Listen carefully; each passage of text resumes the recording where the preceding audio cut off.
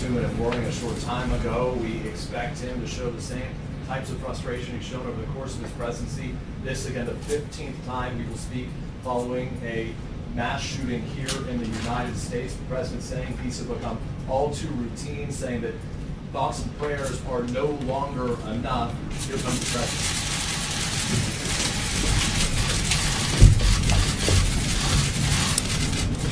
Today, as Americans, we grieve the brutal murder, a horrific massacre of dozens of innocent people. We pray for their families who are grasping for answers with broken hearts. We stand with the people of Orlando who have endured a terrible attack on their city. Although it's still early in the investigation, we know enough to say that this was an act of terror and an act of hate. And as Americans, we are united in grief, in outrage, and in resolve to defend our people. I just finished a meeting with FBI Director Comey and my Homeland Security and National Security advisors. The FBI is on the scene and leading the investigation in partnership with local law enforcement. I've directed that the full resources of the federal government be made available for this investigation. We are still learning all the facts. This is an open investigation.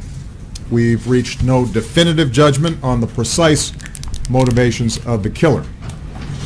The FBI is appropriately investigating this as an act of terrorism, and I've directed that we must spare no effort to determine what, if any, inspiration or association this killer may have had with terrorist groups. What is clear is that he was a person filled with hatred. Over the coming days, we will uncover why and how this happened, and we will go wherever the facts lead us. This morning I spoke with my good friend Orlando Mayor Buddy Dyer, and I conveyed to him the deepest condolences of the American people. This could have been any one of our communities. So I told Mayor Dyer that whatever help he and the people of Orlando need, they are going to get it. As a country, we will be there for the people of Orlando today, tomorrow, and for all the days to come. We also express our profound gratitude to all the police and first responders who rushed to harm's way. Their courage and professionalism saved lives and kept the carnage from being even worse. It's the kind of sacrifice that our law enforcement professionals make every single day for all of us, and we can never thank them enough.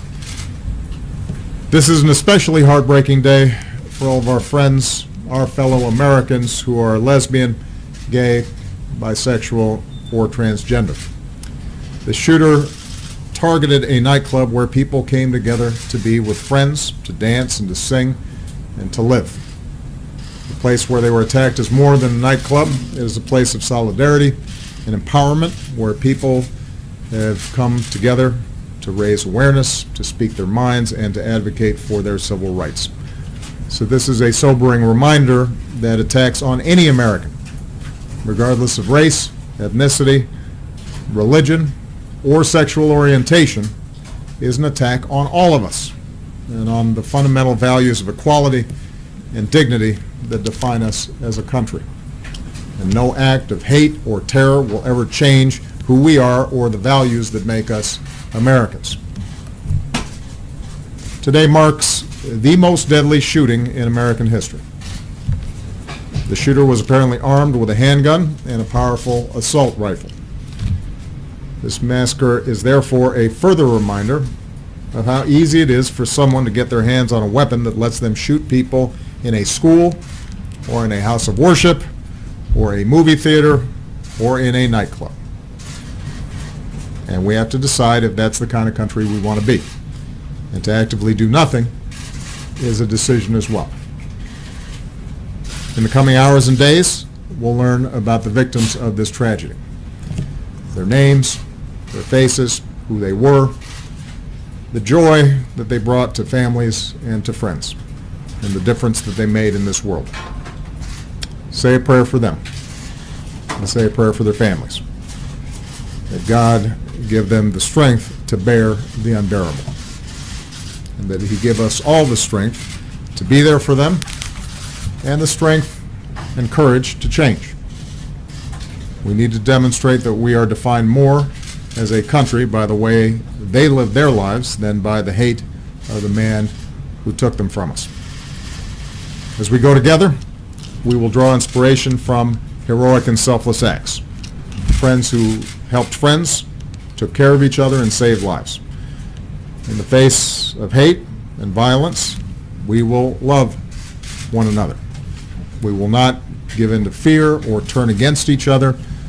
Instead, we will stand united as Americans to protect our people and defend our nation and to take action against those who threaten us. May God bless the Americans we lost this morning. May He comfort their families.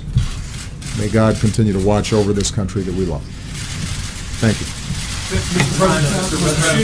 President,